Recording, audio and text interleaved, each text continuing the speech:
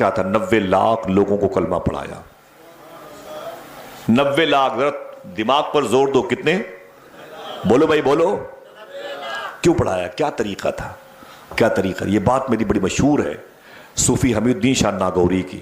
اسے یاد کر لو میرے بھائی، بات ختم ہو رہی ہے. صوفی حمید شاہ ناگوری. ہمارے یہاں یہ چیز نہیں پائی جاتی ہے. میں یہ باتیں تقریر میں اکثر بیان کرتا ہوں. جب آپ اپنے گھر میں آئے نا تو بازار گئے تھے، 12 کوس دور گئے تھے چینی خریدنے کے لیے. جب چینی خرید کے لائے، جھولا پلٹا تو پھر اپنی مٹھی کو یوں کیا اور پھر گھر سے باہر نکلے صوفی حمید الدین شاہ ناگوری. تو ان کے مرید نے کہا کہ حضور اب کہاں جا رہے ہیں؟ تو سرکار صوفی حمید شاہ ناگوری خواجہ صاحب کے خلیفہ تھے. فرماتے ہیں میں چینی لانے کے لیے 12 کوس گیا تھا. کتنے؟ 12 کوس گیا تھا. چینی میں نے خریدی. جب جھولے سے کو پلٹا، چینی کو جھولے سے نکالا نا تو اس چینی میں سے ایک چونٹی نکل آئی. کیا؟ بولو بھائی. ایک چونٹی نکل آئی. بس ایک چونٹی نکل کے جب باہر آئی تو میں ڈر گیا. بولے بس اسی چونٹی کو تھوڑی سی چینی میں مٹھی میں رکھ کے واپس اسی بنیے کی دکان 12 کوس جا رہا ہوں. کہا حضور کیوں؟ تو فرماتے ہیں صوفی حمید شاہ ناگوری میں ڈر گیا، چونٹی کا گھر اجڑ گیا ہے، کہیں میرا بھی گھر نہ اجڑ جائے. اللہ. تب لوگوں نے کہا کہ صوفی صاحب آپ نے یہ کہاں سیکھا؟ فرماتے ہیں غریب نواز کی بارگاہ سے. اور ہمارے ہاں یہ چیز نہیں ہے. ہمارے ہاں شادیاں ہوتی ہیں تو ہندو بھائیوں کے بچے اپنے جنگلے سے جھانکتے رہتے ہیں صبح سے شام تک. ان کی مائیں تالا بند کر دیتی ہیں، باہر مت نکلنا. مسلمانوں کے ہاں بارات آئی ہے، ہاں اس کے بچے بھوکے پیاسے رہتے ہیں اور ہمارے بچے ان کے دروازوں پر ہڈیاں کھا کے پھینکتے رہتے ہیں. سمجھ رہے؟ گوشت کی بوٹیاں ان کے دروازوں پر پھینک دیتے ہیں. اس کے غریب بچے ہمارے دسترخوان کی نعمتوں کی آوازیں سنتے رہتے ہیں اور روتے رہتے ہیں. یہ کون سا اسلام تھا؟ اصول تو یہ کہتا تھا کہ اپنے دسترخوان کو سجانے سے پہلے اپنے غریب ہندو بھائی ہی سے ہی، پڑوسی کے ہاں کم سے کم کچھ مٹھائیاں ہی بھیج دیتے میرے بھائی، کچھ پھل ہی بھیج دیتے. کیا دقت اس میں ہے؟ یہی غریب نواز نے کیا ہے. اجمیر میں ہوتے ہوئے اجمیر کے علاقے میں کسی ہندو مذہب کی لڑکی کی شادی اگر وقت پر نہیں ہونے پاتی تھی تو وہ کسی سے نہیں کہتا تھا، وہ غریب نواز سے کہتا تھا. غریب نواز اپنے سارے کام کاج کو چھوڑ کر کے اس کی بچی کی شادی میں لگ جایا کرتے تھے.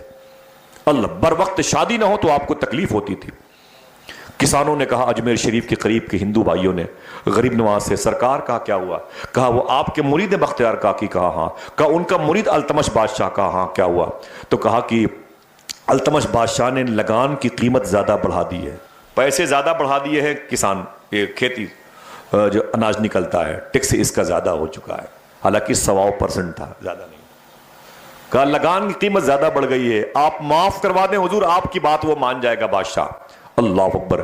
غریب نواز کہتے ہیں کہ ٹھیک ہے تم چلے جاؤ، میں دلی جا کے بات کرتا ہوں.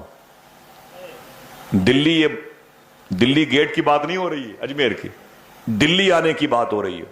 تو وہاں کے ہندو بھائیوں نے کہا حضور ارے آپ کیسے، آپ جائیں گے دلی؟ میرے لیے ہم خود جائیں گے. تب غریب نواز نے جملہ کہا تھا، دیکھنا کتنے لوگ سمجھتے ہیں. آپ فرماتے ہیں یہ بتاؤ معین الدین میں ہوں کہ تم ہو؟ غریب نواز میں ہوں کہ تم ہو؟ اللہ. بولے حضور آپ سب کچھ ہیں. فرمایا جاؤ اپنے اپنے گھر چلے جاؤ. اسی وقت اٹھے غریب نواز، نان اسٹاپج دلی آ گئے. اپنے مرید خواجہ بختیار کاکی کے پاس انہیں لیا. بادشاہ التمش کے دربار میں گئے.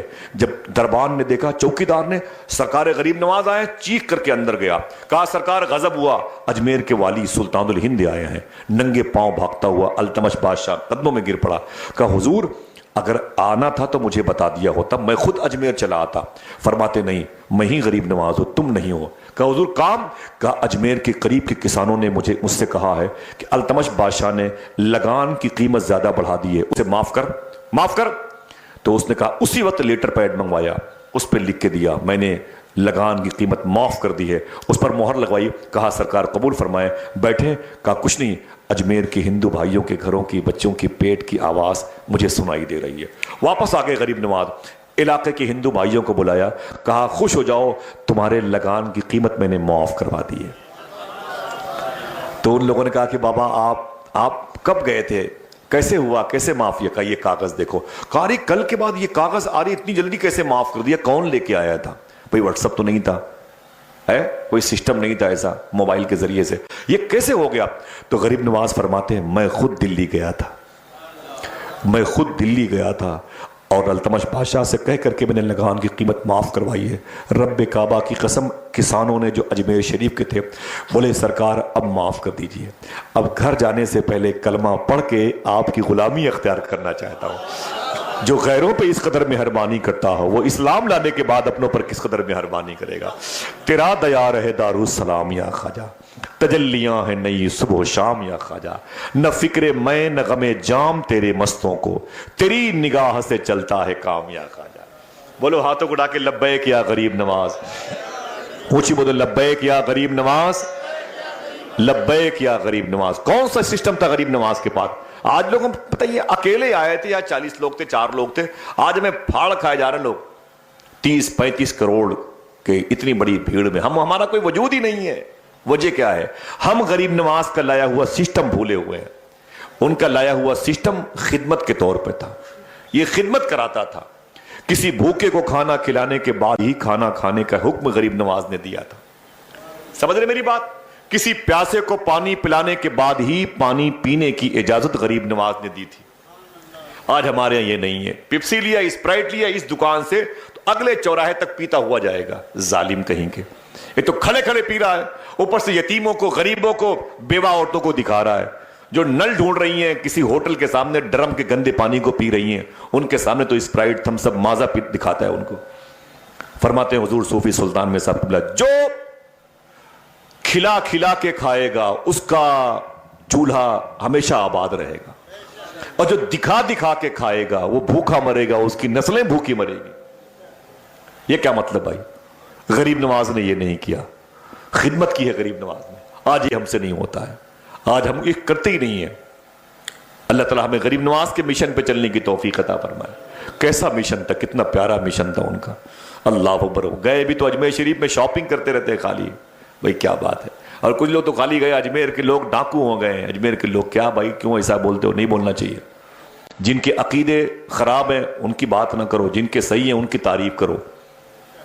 समझे? मैं बताता हूं, निशानदेही करके उनका नाम डाल दो कि ये इनके बातिल अकीदे, ये शियत और राफजियत की तरफ गए। बकिया गरीब नवाज की ये दहलीज है।